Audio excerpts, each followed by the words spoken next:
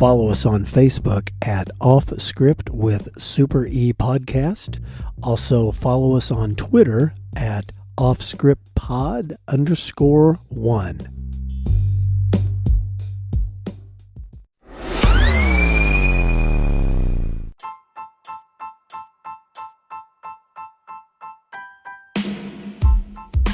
Off Script with Super E recommends listener discretion, as these real but sometimes uncensored stories can be filled with mature content.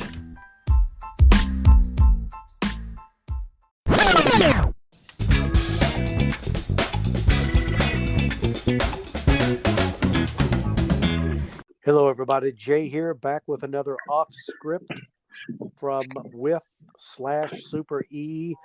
And I think this is going to be one of those kind of like the Three Stooges or the old-timey little sitcoms that they called shorts. Guys, Yes. hey, Train, you hip to that terminology, hip to the short? a short. We've been calling them quick hitters, but yes, back in the day, they were shorts. Yeah, like a little, the Stooges would have those 10, 12-minute episodes, whatever it was. Are you saying I think Our Gang did that too, but are you saying we're the Three Stooges? Say what? Are you saying that we're the Three Stooges? I'm saying we're freaking old. Yeah, we are. And we're Stooges.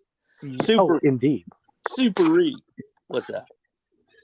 Not much. Remember, back in the day, you'd go see a movie and you would have a newsreel, a couple of shorts like the Three Stooges, a cartoon, and then the movie. Now you go and you see commercials. Yes. And then a half hour of previews of superhero movies, of about a half hour of that before you see the movie. Yes, I know recently Mrs. J and our son went to a superhero movie. I don't know which one it was, but I guess there was like 45 minutes of trailers before the movie even started. Oh, jeez. That's terrible. Yeah. That's terrible. That's nuts. That's nuts. Well, while we got you here, Super E, why don't you tell us a tale? All right. Today we'll talk about how in our major metropolitan city that we work for, that I used to have to do what we call cold calls. I don't know if we've explained that, where neighbors would call in on a house that they suspect of selling drugs. And the police department would send us a complaint, and to which area that was. And then you had to do something about it, and you had a few days to do something. Yeah, I think if I recall, Super E, you gave us a great example in one of the early episodes about you were in a trailer park and somebody was selling a refrigerator or something like that, and that got you to the door and eventually inside with, I think that was one involved a dog, but hey. Yes. And not the DAWG kind of dog. But no. That was dog in a smoking jacket. Yes. Oh, listen to the big brain on A-Train. Yes. Dude, you got our library memorized, don't you? Oh, absolutely. Yes. If know what goes on in the entire catalog of Off Script with Super E, just get in touch with A-Train. Or just go on Spotify and start listening. Oh,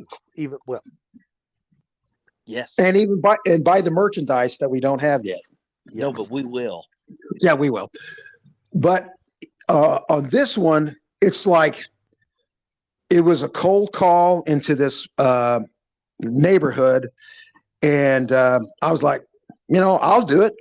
They said a woman, they didn't know much about her. They didn't see her very much. They just thought the house was weird. And she had people going up at the house all hours of the night.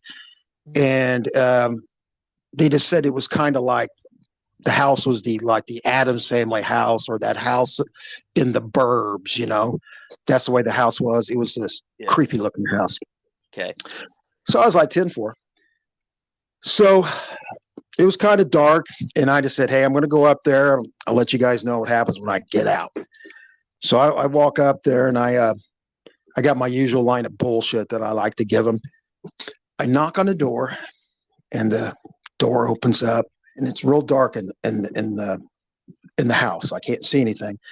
And then it's like this person just emerges, and it's this woman, and she looks like a voodoo priestess.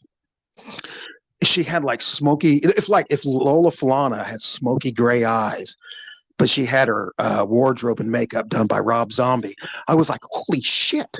And, you're trying to be cool, but you're like, oh my God, she's so scary, yet so attractive that I'm kind of off my game a little bit, And she goes, what brings you to my house? And I'm like, hum. And I'm like, yeah, I got 20 in my pocket, just looking to get rock. It was not my A game. It was more like my D game. Okay. And she was like, but she took pity on me. And she's like, well, come on in. What's your name? I said, Ray. And she walks me in. She's taking me through the house, pitch black. There's shit on the windows that make everything dark inside. Okay. And it's like you're walking into some medieval dungeon type of thing. Everything was just weird, old. Looks like they were bought at a flea market in the 1500s. And I was like, man, I'm kind of creeped out right now. And then she takes me into this small room, but it had like a sunken floor, that kind of thing, where you walk in, but the center of the room was like a foot below everything else. Okay. She goes, lay down on this, it was like a big love seat thing.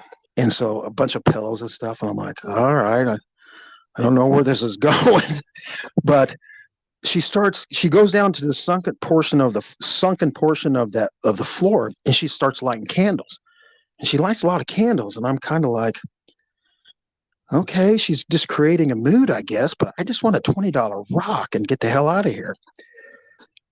And so she starts lighting these candles, and she kind of lays right next to me, and she goes, so what did you say was burning in your pocket? And I was like, I'm like, oh my God, is this Marilyn Chambers?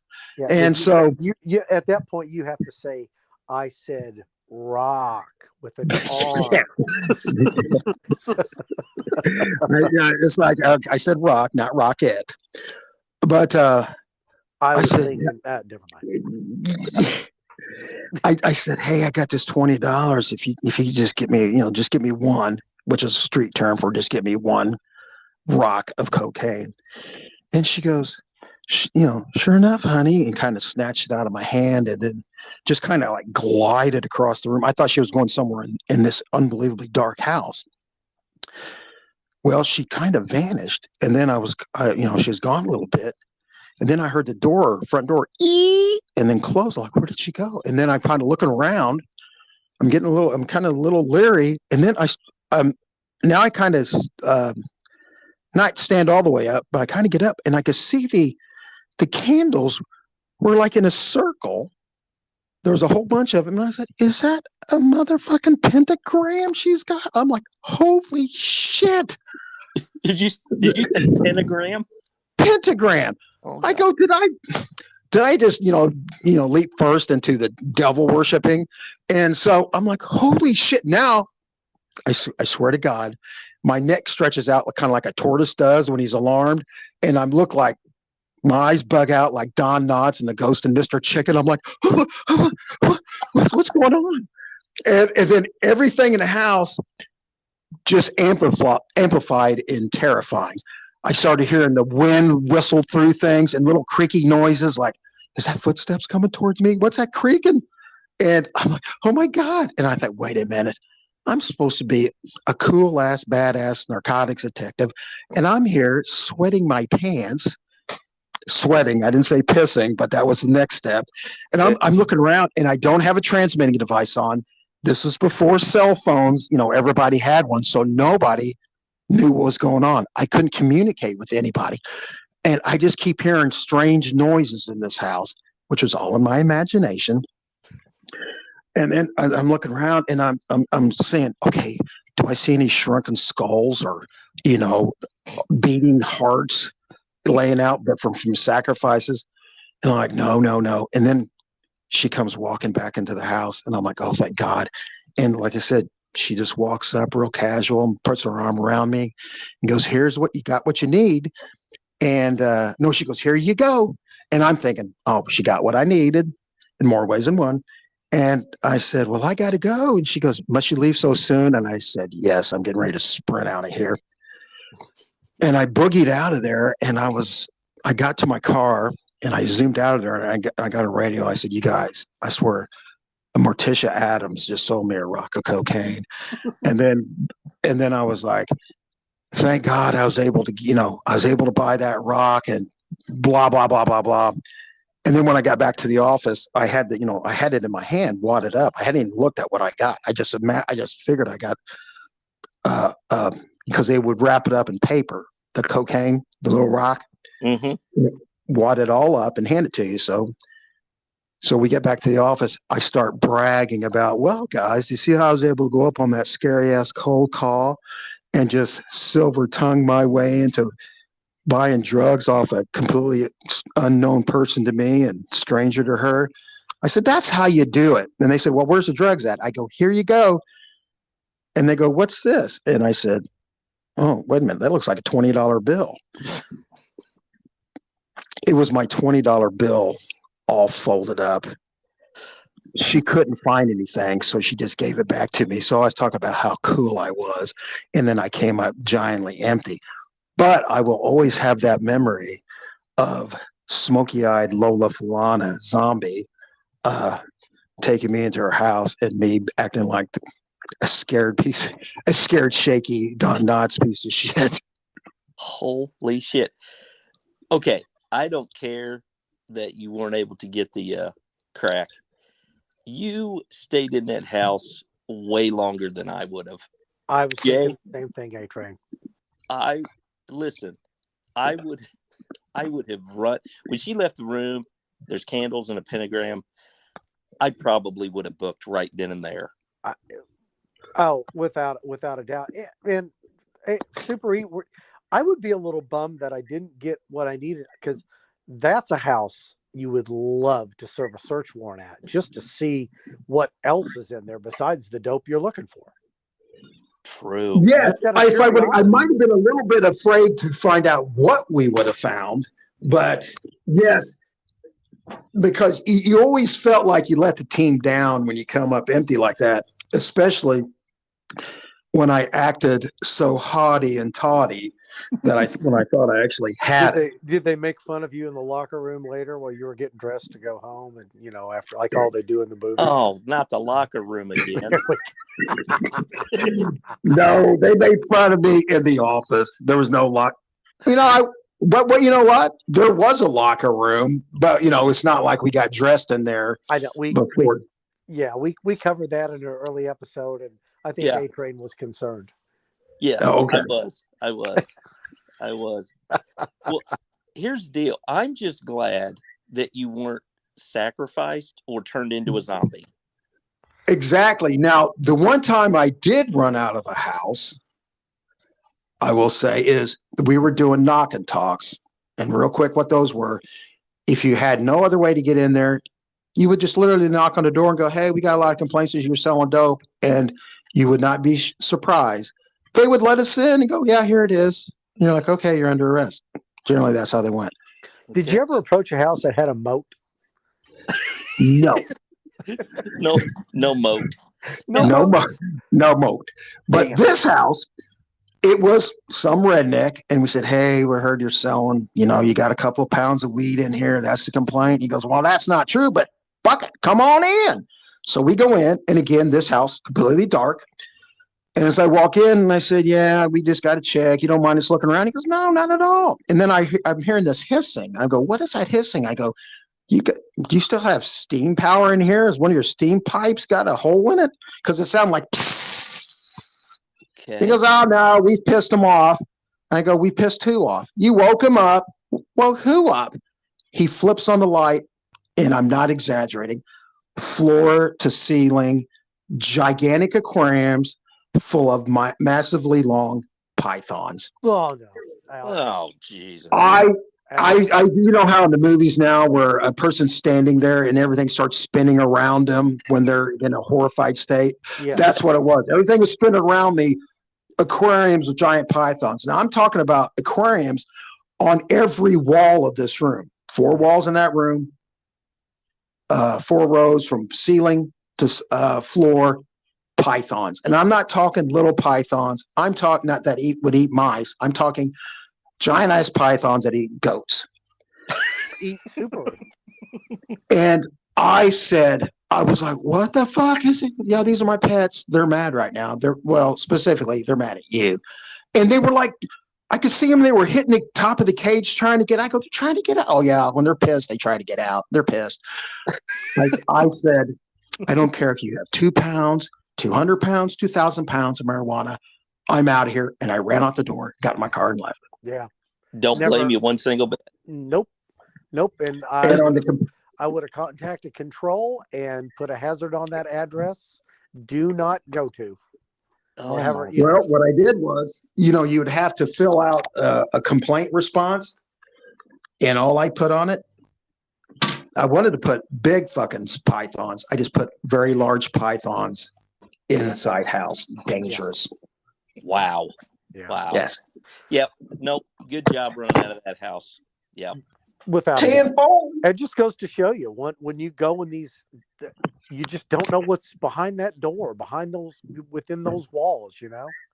Exactly. One guy had a pet cougar. Really? Well, let's. Yeah. Okay. Well, that would be a great teaser for another episode. Yes. Well, basically, that all it was he had a pet cougar, and it was the sweetest thing ever. I was like, I love you. I'll bet she was. I mean, because are you Yeah, talking? Okay, it was an actual feline cougar with paws. You're not talking modern day cougar. No. Gotcha. God. Okay. All right. Well, A-Train, what you got? Fantastic. What'd you say, Jay? I just said, what you got there, A-Train? No, I don't have anything. That's just fantastic. And again, you are braver than I am, because I would have immediately run out of the Satan house. But that's just me. Yeah. So good job, Super E. 10-4, guys. Jay, go back to having the pool boy put on your sunscreen. Yeah, see, I managed to go this whole episode without mentioning that I am currently in the Florida Keys, and yes, but looks like it's going to be warmer up home. Up here? Oh yeah. Yes, it is. It's supposed to be. So while Jay was sitting on the beach doing the podcast, I was sitting in a Ford Taurus with a chicken on the hood staring at me, wanting me to feed him. There's chickens running all around down here in the Florida Keys. It's a thing. Chickens run loose. They run wild. Roosters everywhere. Yeah. It's kind of one of those things. Yeah. So, and there's cats. If you go down to the last one, the Key West, there's cats everywhere. Yeah. Yep. Yes, indeed you do. Okay. Well, I must be like Key West because I have cats and chickens. and a skunk. There you see. That tops it all. Skunky. Yeah. Okay, I'm going to take us out of here. That was a great job, Super E. And all right, take care, guys. Of your trip, Jay. See you guys. Bye. Bye.